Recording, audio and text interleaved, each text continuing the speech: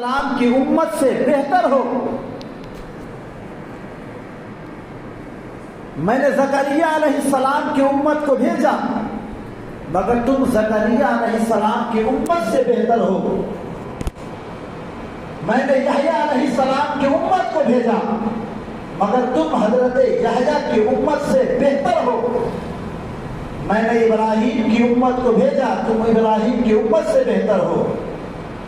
میں نے اسماعیل کی امت کو بھیجا مگر تم اسماعیل کی امت سے بہتر ہو۔ تم عیسیٰ علیہ السلام کی امت سے بہتر ہو۔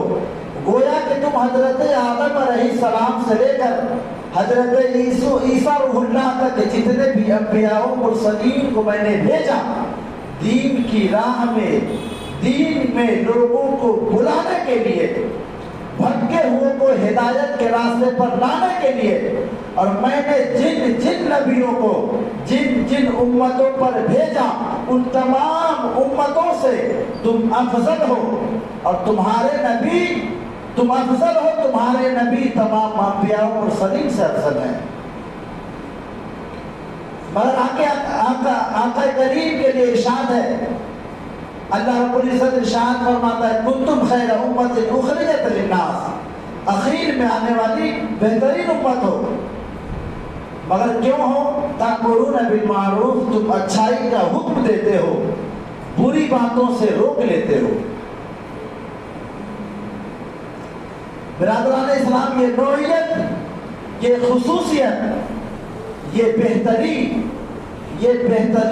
امت ہونے کا خطاب اللہ رب العزت نے امت محمدیہ کو دیا ہے، وہ اس لیے کہ بھلائی کا حکم دینے کے لیے، برائیوں سے روک لینے کے لیے۔ اگر ہمیں خصوصیت ممتاز تمام امتوں میں بنایا گیا ہے تو وہ صرف اور صرف اس لیے کہ اور پچھلی امتوں میں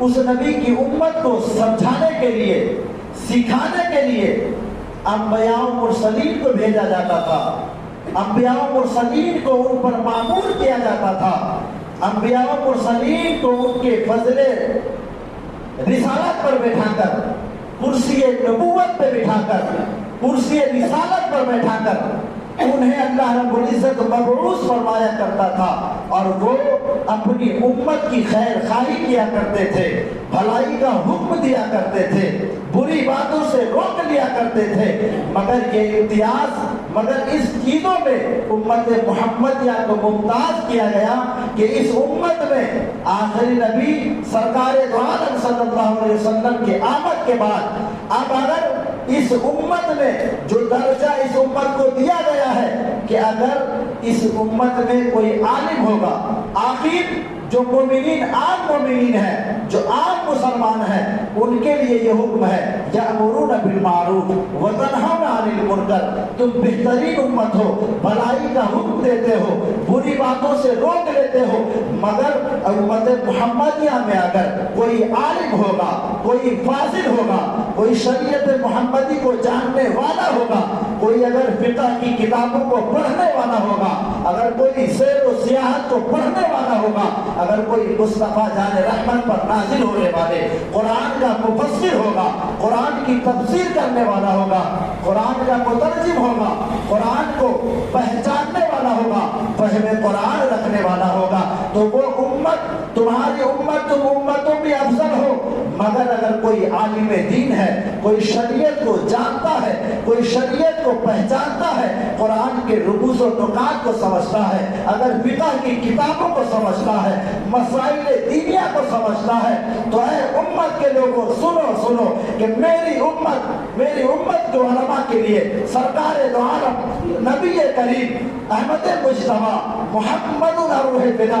صلی اللہ علیہ وسلم ارشاد فرماتے ہیں، انبیاء امتی، علماء امتی کا انبیاء بنی اسرائیل۔ اگر تم عام امت ہو، اگر تم مومنین ہو، مومنات ہو، مسلمین ہو، مسلمات ہو، عام مومنین ہو، عام امت ہو، تو تمام آنے والے امتوں سے افضل ہو۔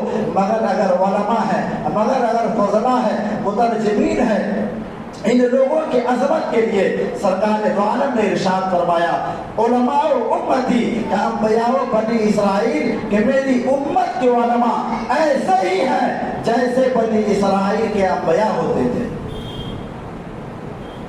یہ سرکار دو عالم کا فرمان عالی شان ہے، یہ اس مصطفیٰ کا فرمان ہے جس مصطفیٰ کی عظمت کے لیے آج بھی میدانوں میں ہزاروں سر کٹتے ہیں، آج بھی اس مصطفیٰ کی عظمت رفعت کو بچانے کے لیے کروڑوں قلم کی سیاہیاں مٹا دی جاتی ہیں۔ یہ اسی مصطفیٰ جان رحمت کا فرمان ہے جس کی عظمت کو اللہ رب العزت نے قرآن کے سہارے سمجھایا۔ کسی نے حضرت عائشہ رضی اللہ تعالیٰ عنہ سے پوچھا، اے امی عائشہ، اگر میں سرکار کو سمجھنا چاہوں، یہ سمجھنا چاہوں کہ سرکار کا اخلاق کریمانہ کیا ہے، سرکار کی عظمت کیا ہے، تو حضرت عائشہ رضی اللہ تعالیٰ عنہ ارشاد فرماتی ہے کہ تم اگر سرکار کی عظمت کو سمجھنا چاہتے ہو تو قرآن کو پڑھ لو، کیونکہ کانا خلق القرآن، ان کا اخلاق ایسا ہی ہے جیسے کہ قرآن نے لکھا ہے۔ اب قرآن سے آپ پوچھیں، اے قرآن بتا مصطفیٰ جان رحمت کا چہرہ کیسا تھا، تو قرآن کہتا ہے وَالضُّحَىٰ۔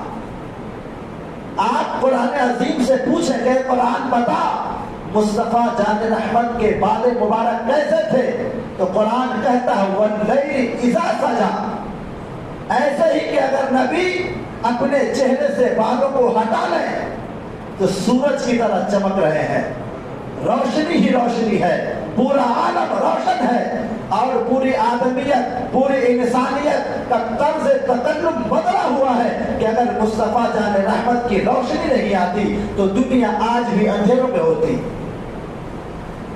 کہا کہ جب آقا کریم اپنے بال کو اپنے چہرے پر لا لے تو کہتے بس یوں سمجھو کہ رات ہو گئی۔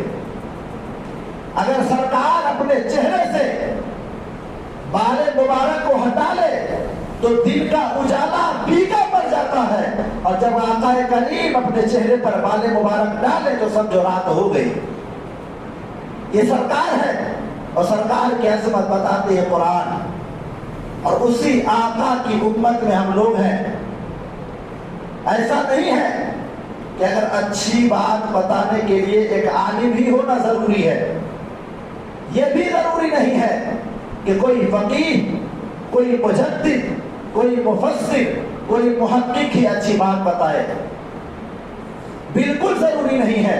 یہ عام اعلان ہے کنتم خیر امت اخرجت للناس، تم بہترین امت ہو کیونکہ تأمرون بالمعروف وتنہون عن المنکر، اچھی باتوں کا حکم دیتے ہو، بری باتوں سے روک دیتے ہو۔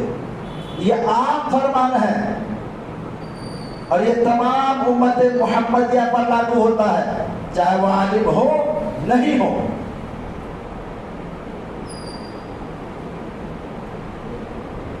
تمام امت محمدیہ کا یہ فرض عین ہے کہ اگر برائی دیکھے تو اس سے ان کے ہاتھ کو روک دیا جائے، یہ بری چیز ہے، اس سے بعد آ جاؤ، یہ نہ کرو۔ اور جب کوئی اچھی چیز کا حکم ملے اسے تو وہ بتائے لوگوں کو کہ یہ اچھی چیز ہے، ان چیزوں کو کرو۔ مگر ہم آج اپنے معاشرے کا جائزہ لیں، کیا ہم اس آیت پر، کیا ہم اس بنیاد پر پورا مکمل طریقے سے اترتے ہیں؟ نہیں اترتے۔ ہم اپنے پڑوسی کو کیا حکم دیں گے جب ہمارا گھر خود ہم سے نہیں سدھرتا؟ ہم اپنے رشتہ داروں کو کیا اچھائی کا حکم دیں گے جب ہمارے گھر میں کوئی اچھا کام نہیں کرتا؟ ہم کیا دوسرے لوگوں کو برائی سے روکیں گے جب خود ہمارے یہاں دن و رات لاکھوں برائیاں ہوتی ہیں؟ ہم کیا اپنے آپ کو اچھی باتوں کی طرف گامزن کریں گے؟ کیا ہم لوگوں کو اعلان کریں گے جب ہم خود برائی کے دلدل میں پھنسے ہیں، اچھائی ہم خود نہیں سمجھتے؟ کیا ہمیں یہ نہیں پتا ہے کہ نماز کے لیے مسجد کی طرف جانا فرض ہے، اور یہ تمام عبادتوں کے لیے اہم الفرائض ہے، عظیم فرائض ہے؟ کہ ہم جانتے ہوئے مسجد کی طرف ایک قدم نہیں بڑھاتے، مسجدوں میں نماز نہیں پڑھتے، ہمیں معلوم ہے زکوٰۃ دینا فرض ہے مگر ہم زکوٰۃ نہیں دیتے، ہمیں معلوم ہے زندگی میں ایک بار حج بیت اللہ کرنا فرض ہے مگر ہم حج کے لیے پیسہ ہوتے ہوئے بھی نہیں جاتے، ہمیں معلوم ہے کہ قربانی ہم پر واجب ہے، یہ شعار اسلام ہے، اگر ان چیزوں کو نہیں کیا جائے گا آنے والی نسلیں ہماری قربانیوں کو نہیں دیکھے گی تو وہ قربانی کو فراموش کر دے گی، اور اگر یاد رکھنا قربانی کو اگر بھلا دیا گیا تو سمجھو تمہارے شعار اسلام کو بھلا دیا گیا۔ ہم یہ تمام چیزیں سمجھتے ہیں کہ یہ چیز اچھی ہے، یہ چیز پیاری ہے، مگر ہم خود اس کی طرف گامزن نہیں ہیں۔ ہم دوسرے کو کیا حکم دیں گے کہ آئیے نماز پڑھیے جب ہم خود نماز نہیں پڑھتے؟ ہم کیا دوسروں کو کہیں گے کہ حج کیجئے جب ہم خود حج نہیں کرتے؟ مسلمانوں اپنا زاویہ حیات بدلو، اپنے اخلاق اپنے ضابطے کو بدلو۔ اور آج قوم کی سب سے بڑی سچائی کیا ہے کہ انسان کو جب کسی چیز کو سدھارنے یا سدھرنے کا موقع ملتا ہے، جب کسی کو اچھی چیز بتانے کا موقع ملتا ہے تو اس سے 5 منٹ پہلے انسان پہلے اپنے گریبان میں جھانکے کہ ہم ہیں کیا، ہماری حیثیت کیا ہے، ہماری حیت کیا ہے۔ ہمیں کن چیزوں کا حکم دیا گیا، مگر ایسا نہیں ہے ہم فجر میں نہیں آتے، ظہر میں نہیں آتے، عصر میں نہیں آتے، مغرب میں نہیں آتے، عشاء میں نہیں آتے، نماز سے ہمیں کوئی تعلق نہیں ہے۔ آگے آقا کریم صلی اللہ علیہ وسلم سے پوچھا گیا یا رسول اللہ نماز کیف الصلاۃ، نماز کیسی ہے؟ آقا کریم نے ارشاد فرمایا کہ نماز تمہارے اور غیر مسلموں میں، مسلم اور غیر مسلموں میں امتیاز ہے، ایک فرق ہے کہ اگر تم نماز پڑھتے ہو تو مسلمان کہلاتے ہو اور نماز نہیں پڑھتے تو کافر ہو۔ حدیث شریف ہے کہ جو آدمی جان بوجھ کر نماز چھوڑ دیا اس نے کفر کیا۔ اور آپ سمجھتے ہیں کفر کیا ہوتا ہے؟ کفر کتنا بڑا گناہ ہے، شرک کتنا بڑا گناہ ہے، اس کے وبال کیا ہے، ہمیں سمجھنا ہوگا۔ اور آج اذانوں پہ اذانیں ہو رہی ہیں، اذانوں پر اذانیں ہو رہی ہیں، مگر ہمارے کان میں جو تک نہیں رہتی ہے۔ ہم ان چیزوں کو سمجھنے کے لیے اپنے خیالات اپنے افکار کو مجتمع نہیں کر پاتے، جمع نہیں کر پاتے۔ پھر ہمارا دعویٰ ہے کہ ہم تو مسلمان ہیں۔ نشانی کیا ہے آپ کی، علامت کیا ہے آپ کی مسلمان ہونے کی؟ آپ کے چہرے پر داڑھی نہیں ہے، آپ کے سر پہ ٹوپی نہیں ہے، آپ کے بدن پر آپ کا لباس اسلامی طرز آپ کا نہیں ہے، آپ کا اخلاق اسلامی اخلاق نہیں ہے، آپ کا طرز تکلم طرز گفتگو اسلامی نہیں ہے، پھر آپ اپنے آپ کو مسلمان کس بنیاد پر کہتے ہیں؟ حالات بد سے بدتر ہوں گے، مگر اس سے پہلے کہ مسلمانوں کو سنورنا ہوگا، سدھرنا ہوگا۔ آپ معاشرے میں گھومیے، اگر کسی کا بیٹا بگڑا ہوا ہو، کسی کا بیٹا اگر چھوٹی سی بات گانا سنتا ہو، اور ہم جب کہیں سے گزریں گے، آپ جب کہیں سے گزریں گے تو ان کے والد صاحب کو کہیں گے کہ فلاں آپ کا بیٹا تو گانا سن رہا تھا، آپ کا بیٹا گانا سن رہا تھا، آپ کا بیٹا سگریٹ پی رہا تھا۔ اس سے پہلے آپ نے اس کو کہہ دیا، اب دوسرے دن بھی آپ اس کو سگریٹ پیتے ہوئے دیکھ رہے ہیں، گانے سنتے ہوئے دیکھ رہے ہیں۔ آپ کو ایسا احساس ہوگا کل ہی بتایا تھا اس کے باپ کو کہ سگریٹ مت پیو، تمہارا بیٹا سگریٹ پیتا ہے، کچھ نہیں بولا اس کا باپ۔ ارے اس کے باپ پر اثر ڈالنے سے پہلے، اس کے بیٹے کو سدھارنے سے پہلے اپنے بیٹے کو دیکھا جائے۔ کہ ہمارا بیٹا گانا سنتا ہے یا نہیں، ہمارا بیٹا معاشرے کی مخالفت کرتا ہے کہ نہیں، ہمارا بیٹا اصل طریق جو اسلام کا ہے اس پر چل رہا ہے یا نہیں. تو آپ کو اندازہ ہوگا کہ ہمارا بیٹا اس سے زیادہ بگڑا ہوا ہے. حالات حاضرہ کا جائزہ لیجیے. آج ہمارے گھروں سے ہماری ماں بہنیں غیروں کے ساتھ جا رہی ہے. خبر تو سنی ہوگی آپ لوگوں نے کہ فلاں جگہ سے فلاں کی بیٹی فلاں کے ساتھ چلی گئی. سنے کہ نہیں؟ یہ خبر بڑی مشہور ہے. وجہ کیا ہے اس کی؟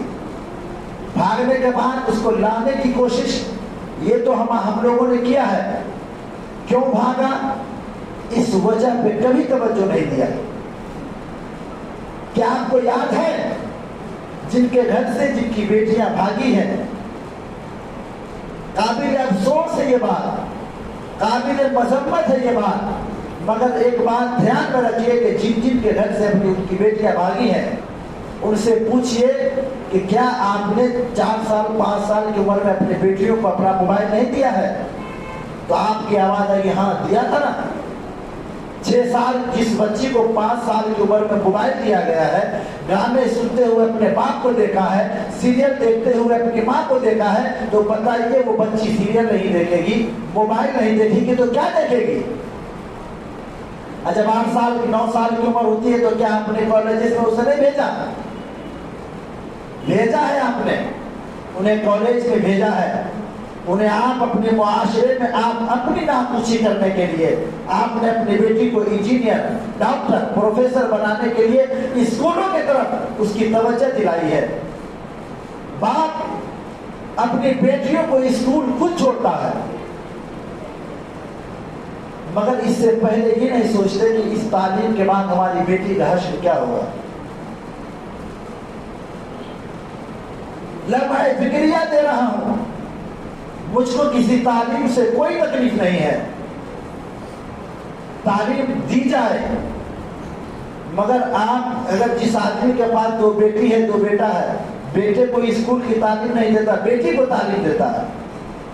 کہتے بیٹی میری انجینئر بنے گی، پروفیسر بنے گی، ڈاکٹر بنے گی، بڑے بڑے کالجز میں اس کے لیکچر ہوں گے. مگر یاد رکھنا اس لیکچر سے پہلے اسکول کی دنیا ہوتی ہے، کالجز کی دنیا ہوتی ہے، جہاں اس کے ساتھ معاشراتی نظام کے درہم برہم کرنے والے لوگ ان کے دن اور رات میں اس کے ساتھ شامل رہیں گے. آپ کا بچہ اعلیٰ تعلیم DM HDM بننے کی کوشش نہیں کرتا، اور نہ آپ اپنے بچوں پر آپ اپنے بیٹوں پر یہ کوشش بھی نہیں کرتے کہ میرا بیٹا DM HDM بنے. آپ اپنی بیٹی کی تعلیم پر اتنی فوکس کیوں کرتے ہیں؟ اور جب بیٹی بھاگ جاتی ہے تو کہتے مولانا کیا ہو گیا، مولانا کیا ہو گیا، مولانا کیا کریں گے، مولانا کریں گے کیا؟ آپ نے معاشراتی نظام اپنے گھر کا بنایا کیسا؟ آپ کا تعلیمی نظام گھر میں تھا کیسا؟ آج ہم نہیں کہہ رہے ہیں کہ آپ اپنے آپ کو جب اسلامی طرز میں نہیں ڈھالیں گے تو آپ کا بچہ اسلامی طرز میں نہیں ہوگا. اگر آپ اپنے آپ کو اس مسلمان ہونے کا حق ادا آپ نہیں کریں گے تو آپ کا بچہ مسلمان کی طرح دکھنے والا نہیں ہے. گھر میں ماں اگر اسلامی طور طریقے پر نہیں چلے گی تو اس کی بیٹی اسلامی طور طریقے پر نہیں چل سکتی. یہ معاشرے کا نظام ہے، جیسے کو تیسا ملتا ہے، جیسے کو تیسا ملتا ہے، جیسے کو جیسا نہیں ملتا. آپ جس نظام میں اپنے آپ کو ڈھالیں گے وہی اس کا اثر آپ کو ملے گا. آج ہماری بیٹیاں ابتداء کے دہانے پر ہیں اور ہم اس بات کی طرف دھیان دیتے ہیں کہ ہمیں قوم کی یہ خدمات کرنے ہیں، قوم کے وہ خدمات کرنے ہیں. آپ اپنی بیٹی کو پہلے اسلامی تعلیم تو دیجیے. کتنے لوگ ہیں اپنے اپنے گھروں میں جا کر دیکھیے، آپ اپنے بچوں سے پوچھیے کیا تمہیں وضو کرنے کا طریقہ پتا ہے؟ کیا وضو ضروری نہیں ہے؟ وضو ضروری ہے. क्योंकि नमाज फर्ज है और नमाज को अदा करने के लिए वजू जरूरी है। हदीस शरीफ में वजू व मिफ्ताहुस सलाह, वजू नमाज की कुंजी है। जब तक वजू नहीं होगी तो नमाज भी नहीं होगी। आप अपने घर जाएं तो पूछे अपने बच्चों से, अपनी बच्चियों से, ए बेटा है बेटियां, क्या तुम्हें वजू बनाने आता है? सबका जवाब नफी में होगा, नहीं आता। बड़े से बड़े स्कूलों के, कॉलेजेस के ये पर्चे हल कर लेना बड़ी बात नहीं है। बड़ी बात यह है कि आपकी बच्ची, आपका बच्चा इस्लाम दीन पर कैसे साबित कदम रहेगा। आप मुआशरे में देखते होंगे कि 4 पुश्त पहले लोग मुसलमान थे, 5वीं पुश्त, 6वीं पुश्त हिंदू हो गए, गैर कौम हो गए, काफिर हो गए। आपने क्या ऐसी कौमों को नहीं देखा, ऐसे खानदान को नहीं देखा? हमने देखा है जिनकी 12-13 पुश्तें मुसलमान थी, 14वीं 15वीं आकर काफिर हो गई है, 17वीं 18वीं आकर काफिर हो गई। किस चीज की कमी थी? क्या चीज की कमी थी उन्हें? तो आपको अंदाजा होगा दीनी तालीम की कमी थी। इस चीज की कमी थी कि हमारे बच्चियों को कलमा याद ही नहीं था, उन्हें यह पता ही नहीं था कि दीन इस्लाम क्या है। हालात को यूं समझिए कि आज भी अगर आप YouTube खोलते होंगे तो बड़े से बड़ा एक मौलाना बैठा होगा, एक ईसाई होता है, एक यहूदी होता है, एक हिंदू होता है, एक गैर, बहुत सारे लोग होते हैं टीवी पर एंकर बन के बैठे होते हैं। सब अपने अपने दीन की तर्जुमानी करते रहते हैं, हमारे दीन में ये है, हमारे दीन में वो है, और वहीं पर लड़ पड़ते हैं, लड़ जाते नहीं। अगर उसमें वो लोग, हमारे कौम के बच्चे बड़े गौर से सुनते हैं, उन्हें सीखते हैं कि ये हमें इस्लाम का तरीका सिखा रहा है। इस्लाम का तरीका, इस्लाम जो क्या बताता है, इस्लाम का उसूल जो मस्जिद का इमाम बता सकता है, जो मदरसे का उस्ताद बता सकता है, दुनिया में ऐसी कोई ताकत ही नहीं है जो इस्लाम को ऐसे तरीके से बता सके। सबसे पहला सबक, इस्लाम अमन और शांति का दीन है, अमन और शांति अता करता है। फतेह मक्का के दिन सरकार दो आलम सल्लल्लाहु अलैहि वसल्लम की हिजरत, जब सरकार मक्का में पैदा हुए थे, सरकार मक्का में पैदा हुए थे, वहां के लोगों ने आपको सादिक व अमीन माना था, आपकी अजमत, आपकी बड़ाइयां करते थे, आपकी रिफातें बयान किया करते थे। मगर एक वक्त ऐसा आया कि सरकार दो आलम सल्लल्लाहु अलैहि वसल्लम को दीन की तबलीग करने के बदले में सरकार को अपने वतन को छोड़ना पड़ा, हिजरत करके मदीना जाना पड़ा। क्या वजह थी? सरकार मदीना क्यों चले गए? सताया गया, तकलीफें दी गई, पत्थर मारे गए, सरकार के बदले नाज़रीन पर कूड़े और करकट फेंके गए, सरकार के बदन को लहूलुहान किया गया। सरकार दो आलम सल्लल्लाहु अलैहि वसल्लम हिजरत करके मदीना शरीफ तशरीफ ले आए। मगर तारीख ने देखा, लोगों ने देखा कि मदीना शरीफ में रहकर सरकार ने मक्का शरीफ को फतह कर लिया, मक्का फतह हो गया। सरकार फातिहाना शान से जब मक्का की सरजमीन पर गए तो वहां वो लोग भी थे जो सरकार पर पत्थर फेंका करते थे, जो सरकार को गालियां दिया करते थे, जो सरकार की अजमत पर हमेशा उंगलियां उठाया करते थे, वो लोग भी मौजूद थे। मगर सरकार दो आलम सल्लल्लाहु अलैहि वसल्लम ने इरशाद फरमाया कि जो मक्का, जो काबा के अहाते में आ जाए उसको अमान है, जो किसी मुसलमान के घर में चला जाए उसको अमान है। ये सरकार का इखलाक था और ये दीन अमन और शांति का दीन है, ये इसी बात का प्रचार था।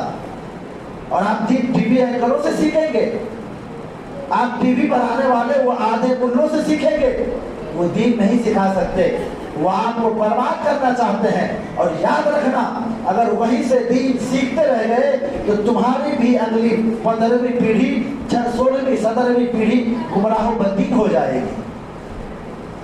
अगर इस्लाम पर साबित कदम रहना चाहते हो तो दीन को ओरिजिनल तरीके से समझा जाए, डुप्लीकेट तरीके से नहीं। अरे कोई सामान जब हम खरीदते हैं तो उसमें लिखा होता है کہ یہ نشان دے کر خریدیں، یہ نشان دے کر خریدیں، کیونکہ بازار میں ان چیزوں کا ڈپلیکیٹ بھی موجود ہے۔ اگر آپ ڈپلیکیٹ لیں گے اور اس کے بعد اگر آپ کے گھر کے لوگوں کی طبیعت علیل ہو جائے، طبیعت خراب ہو جائے، تو اس کا ذمہ دار وہ کمپنی نہیں ہے۔ لہذا دین اگر سیکھنا ہے تو ان سے سیکھیں جن کے سینوں میں عشق مصطفیٰ ہے، دین ان سے سیکھیں جو مصطفیٰ کے کردار کو اپنی زندگی میں بسا رکھا ہے، دین ان سے سیکھیں جو اخلاق محمدی کے روشنی میں اپنی زندگی گزارتا ہے، جو ہمیشہ اپنے اخلاق کو سرکار دو عالم کے اخلاق سے ملا کر لوگوں کے سامنے پیش کرتا ہے۔ ان لوگوں سے دین سیکھا جائے، ان لوگوں سے بالکل دین نہ سیکھا جائے جو دین کو لوٹنا چاہتے ہیں، جو دین کو غرق کرنا چاہتے ہیں۔ دین امن و شانتی کا ہے، مگر اتنی بھی امن و شانتی نہیں ہے کہ کوئی تمہارے گلے پر آ کر بیٹھ کر تمہیں ذبح کر کے چلا جائے۔ سمجھ لمحہ فکریہ ہے، سمجھیے کہ آپ کے معیار نے آپ کو کہاں سے کہاں لایا ہے۔ چھوٹی سی بات میں سمجھیے کہ ایک وقت ایسا تھا کہ حضرت عمر فاروق اعظم رضی اللہ تعالیٰ جب راستے سے نکلا کرتے تھے، ان کے زمانے میں جب مسلمان راستے پر چلا کرتے تھے تو قیصر و کسریٰ آدھی دنیا پہ حکومت کر رہے تھے، وہ لوگ ان کے خوف سے تمام لوگ ڈر جاتے تھے، مگر مدینہ شریف میں رہنے والا شخص حضرت عمر فاروق اعظم اتنی سادگی کے ساتھ رہتے تھے کہ کبھی انہوں نے تکیہ نہیں لیا، اینٹ پر سر رکھ کے کہیں بھی سو جایا کرتے تھے۔ اس عمر فاروق کے نام سے قیصر و کسریٰ ڈر جاتا تھا۔ ان کی جب اس زمانے کے مسلمان جب راستے پر چلتے تھے، لوگ راستہ چھوڑ دیا کرتے تھے، ہم جاؤ مسلمان آ رہے ہیں۔